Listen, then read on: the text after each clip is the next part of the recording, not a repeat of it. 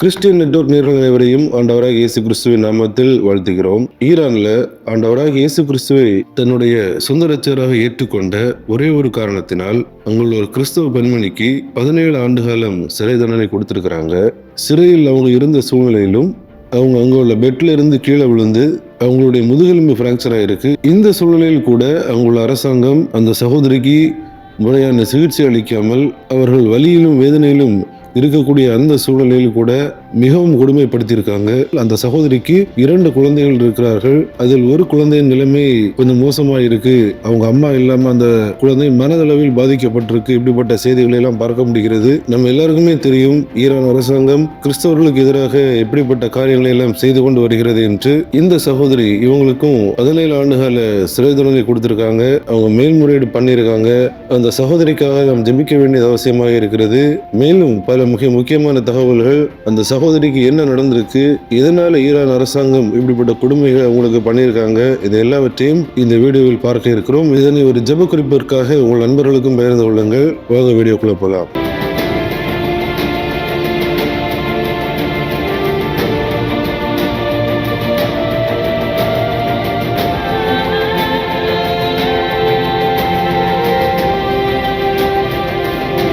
Iran தேசத்தை சார்ந்த 44 வயதான பெண்மணி தான் ஐடா நஜஃப்லோ. இந்த சகோதரி ஆண்டவராக இயேசு கிறிஸ்துவை தன்னுடைய சொந்த இரட்சகராக ஏற்றுக்கொண்டார்கள் என்ற ஒரு காரணத்திற்காகவும் கிறிஸ்தவத்தை பின்பற்றுகிறார்கள். அது மட்டுமல்லாமல் வீட்டு திருச்சபை சார்ந்த நடவடிக்கைகளில் அவங்க ஈடுபடுறாங்க. அப்படிப்பட்ட குற்றச்சாட்டுகள் அவர்களுக்கு எதிராக வைக்கப்பட்டு மேலும் அவங்க மேல தேசிய பாதுகாப்பிற்கு அச்சுறுத்தல் என்ற ஒரு வழக்கும் அவங்க மேல பதிவு செய்யப்படுகிறது. அது மட்டும் இல்லாமல் சமூக வலைதளங்களில் ஈரான் அரசுக்கு எதிரான கருத்துக்கள் பரப்புறாங்க. அதாவது கிறிஸ்தவத்தை பற்றி ஏதாவது பகிர்ந்தாலோ கிறிஸ்தவ கருத்துக்களை பகிர்ந்தாலோ ஈரான் அரசாங்கம் அதை எப்படி எடுத்துப்பாங்கன்னா அந்த நாட்டுக்கு எதிராக அவங்க ஏதோ பரப்புறாங்க அந்த மாதிரி அவங்க எடுத்துப்பாங்க. ஸோ அப்படிப்பட்ட வழக்குகளும் இந்த சகோதரி மேல போடப்பட்டிருக்கு. அது மட்டும் இல்லாமல் உங்க எல்லாருக்குமே தெரியும் ஹெஸ்புல்லா என்ற ஒரு தீவிரவாத அமைப்பு இருந்தது. அந்த ஹெஸ்புல்லா தீவிரவாத அமைப்பின் தலைவராக இருந்த ஹசன் நசருல்லா அவரை இஸ்ரேல் ராணுவம் தீர்த்து கட்டியது. இந்த நபரை குறித்து ஒரு சில காரியங்கள் அவங்க பகிர்ந்திருக்கிறாங்க.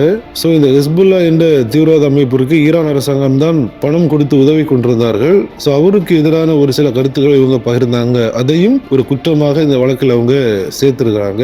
கடந்த ஆண்டு பிப்ரவரி மாதம் 2025 அவர்கள் கைது செய்யப்படுகிறார்கள். கைது செய்யப்பட்டு நீதிமன்றத்தால் இவங்களுக்கு தண்டனை வழங்கப்படுகிறது. என்ன தண்டனை அப்படின்னா 17 ஆண்டுகள் சிறை தண்டனை. இவங்க மட்டுமல்லாமல் இவங்க கூட ஒரு 4 பேர் அவங்களுக்கும் இந்த தண்டனைகள் கொடுக்கப்பட்டதாக தகவல்கள் வருகிறது. இப்படி இருக்கிற டைம்ல பல நாட்களாக அவங்க சிறைச்சாலையில் இருக்கிறாங்க.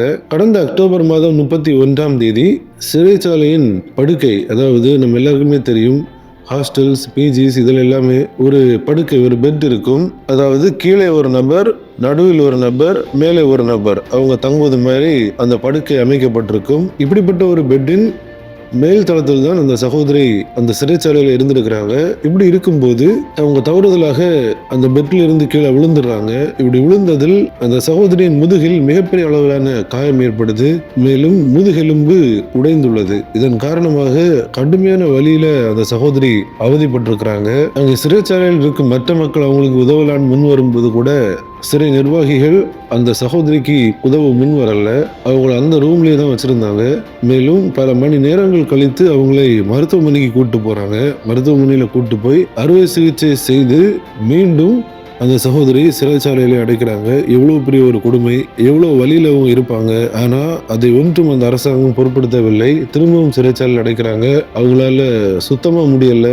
வலியின் காரணமாக மிகப்பெரிய அளவில் கஷ்டப்பட்டிருக்காங்க அந்த சகோதரி. இப்படி இருக்கும்போது அந்த சகோதரியின் வழக்கறிஞர்கள் நீதிமன்றத்தில் அந்த சகோதரிக்கு பெயில் கொடுக்க வேண்டும், ஜாமீன் கொடுக்க வேண்டும் என்று சட்ட போராட்டங்கள்ல ஈடுபடுறாங்க. பலமுறை முயற்சித்து கடைசியாக டிசம்பர் 21ஆம் தேதி அவங்களுக்கு பெயில் கிடைக்குது. ஆனால் அந்த பெயிலுக்கு மிகப்பெரிய அளவிலான ஒரு தொகையை அரசாங்கம் அந்த சகோதரியிடம் இருந்து வாங்கியதாக கூறப்படுகிறது. சோ பெயில் கிடைத்த காரணத்தினால் தற்போது அவர்கள் சிறையில் இருந்து தற்காலிகமாக விடுதலை செய்யப்பட்டு சிகிச்சை எடுத்துக் கொண்டிருக்காங்க என்னுள்ள தகவல் வெளியாகிருக்கு. அது மட்டுமல்லாமல் அந்த சகோதரிக்கு 2 குழந்தைகள் இருக்கிறார்கள். அதில் ஒரு குழந்தையின் நிலைமை கொஞ்சம் மோசமாக இருக்கு. அவங்க அம்மா இல்லாம அந்த குழந்தை மனதளவில் பாதிக்கப்பட்டிருக்கு. இப்படிப்பட்ட செய்திகளை எல்லாம் பார்க்க முடிகிறது. சோ தற்போது இந்த 17 ஆண்டு காலம் அவங்களுக்கு சிறை தண்டனை வழங்கி இருக்கிறாங்க இல்ல, இதுக்கு எதிராகவும் மேல்முறையீடு பண்ணி அதற்கான சட்ட போராட்டங்கள் நடைபெற்று கொண்டிருக்கிறது. ஈரானில் உள்ள கிறிஸ்தவர்கள் மட்டுமல்லாது உலகளவில் உள்ள கிறிஸ்தவர்கள் தற்போது அந்த சகோதரிக்காக மிகுந்த பாரத்தோடு ஜெபங்களை ஏறெடுக்கிறாங்க. ஏன்னா 3 மாத காலம் பெயில் கொடுத்திருக்கிறாங்க. அந்த 3 மாத காலம் நிறைவடையும் போது மீண்டுமாக அவங்களை சிறைச்சாலையில் அடைப்பார்கள். ஆனால் இந்த 17 ஆண்டுகால சிறை தண்டனைக்கு எதிராக அவங்க மேல்முறையீடு பண்ணியிருக்கிறாங்க. இந்த மேல்முறையீட்டில் நீதிமன்றத்தில் இருந்து தீர்ப்பு வரும்போது அவர்கள் விடுதலை செய்யப்பட வேண்டும் என்று அவர்களுக்காக ஜெபங்கள் ஏறெடுக்கப்பட்டு வருகிறது. இதுதான் தற்போது ஈரானில் கிறிஸ்தவர்களுக்கான நிலைமையாக இருக்கிறது. எவ்வளவு ஒரு கொடுமையான விஷயம். அவர்கள் வலியால் துடித்த பிறகு கூட அங்குள்ள சிறை நிர்வாகம் மனம் இறங்கவில்லை. மிக கொடுமையாக நடத்தியிருக்கிறார்கள். 2 மாதங்கள் அந்த வலியோட தான் அவங்க ஜெயில இருந்திருக்கிறாங்க. பின்புதான் அவங்களுக்கு ஜாமீன் கிடைத்திருக்கு. கிறிஸ்துவுக்குள் பிரியமானவர்களே, இந்த செய்தியை பார்க்கிற நாம் எல்லாரும் கண்டிப்பாக அந்த சகோதரிக்காக ஜெபிக்க வேண்டும். இந்த செய்தியை அநேக ஊடகங்களில் பார்க்க முடிந்தது. குறிப்பாக சென்ற ஆண்டு முதலே இந்த செய்தியை பார்க்க முடிந்தது. ஆனால் தற்போதுதான் அவங்களுக்கு இப்படிப்பட்ட காரியங்கள் நடைபெற்றிருக்கு. அவங்க பெயில்ல வெளியில வந்திருக்கிறாங்க என்ற தகவல்களை நம்மளால பார்க்க முடிந்தது. மேலும் அவர்கள் சட்ட போராட்டம் பண்ணிட்டு இருக்கிறாங்க, மேல்முறையீடு பண்ணியிருக்கிறாங்க. இந்த தீர்ப்பு, அதாவது கிறிஸ்துவை ஏற்றுக்கொண்டது, அதன் காரணமாக இவ்வளவு பெரிய ஒரு கொடுமையான தீர்ப்பை கொடுத்திருக்காங்க. 17 ஆண்டு காலம் சிறை தண்டனை என்பது சாதாரணமான காரியம் அல்ல. 2 குழந்தைகள் இருக்காங்க. அந்த குடும்பத்தின் மனநிலை, அந்த சகோதரியின் மனநிலை, அவர்களின் பிள்ளைகளின் மனநிலை எப்படி இருக்கும் என்பதை நம்மளால நினைத்து கூட பார்க்க முடியல. மிகவும் கொடுமையான ஒரு காரியம். இந்த சகோதரிக்காக உலகளவில் இருந்து ஜெபங்கள் ஏறெடுக்கப்பட்டு வருகிறது. நாமும் ஜெபம் செய்ய வேண்டியது அவசியமாக இருக்கிறது.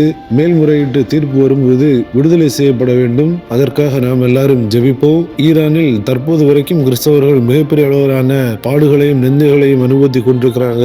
இப்ப கூட ஈரான்ல உள்நாட்டு போர் நடைபெறும் போது கூட அங்குள்ள கிறிஸ்தவர்கள் அநேக மக்களுக்கு உதவி செய்ததையும், அங்கு காயப்பட்டவர்களை மருத்துவமனையில் எடுத்து சென்றால் கைது செய்யப்படுவார்கள் என்ற சூழ்நிலை இருந்த போதிலும் கூட அங்குள்ள கிறிஸ்தவர்கள் காயப்பட்ட மக்களை தங்களின் வீடுகளில் எடுத்துக்கொண்டு வந்து அவர்களுக்கான சிகிச்சை செய்தது. இதன் நிமித்தம் அவர்களின் சேவையை பார்த்து அநேக மக்கள் இயேசு கிறிஸ்துவை ஏற்றுக்கொண்ட சாட்சிகளையும் நம்ம பார்த்திருந்தோம். கிறிஸ்தவர்கள் எல்லா மக்களுக்கும் நன்மை தான் செய்யறாங்க. ஆனால் கிறிஸ்தவர்களுக்கு எதிராக தான் இப்படிப்பட்ட கொடுமையான காரியங்கள் ஈரானில் மட்டுமல்லாது உலகளவில் நடைபெற்று வருகிறது. ஆகவே அனைத்து கிறிஸ்தவ சொந்தங்களுக்காக நாம் ஜெபிக்க வேண்டியது அவசியமாக இருக்கிறது. குறிப்பாக இந்த சகோதரிக்காக நாம் ஜெபிப்போம். அவர்கள் மிக சீக்கிரமாக குணமடையணும். குணமடைவதோடு மட்டுமல்லாமல் அவர்கள் விடுதலை செய்யப்படணும். அதுதான் முக்கியம். அதற்காக நாம் ஜெபிப்போம். அவங்க கூட வேறையும் சில கிறிஸ்தவர்கள் சிறைச்சாலையில் இருக்கிறாங்க. அவங்களுக்குமே இந்த கேஸ் போயிட்டு இருக்கு. அவங்களும் விடுதலை செய்யப்படணும். அதற்காக நாம் ஜெபிப்போம். இந்த தகவலை தவறாமல் உங்கள் நண்பர்கள் அனைவருக்கும் பகிர்ந்து கொள்ளுங்கள். அநேக மக்கள் இந்த தகவலை பார்த்து அந்த சகோதரிக்காக ஜெபிப்பதற்கும்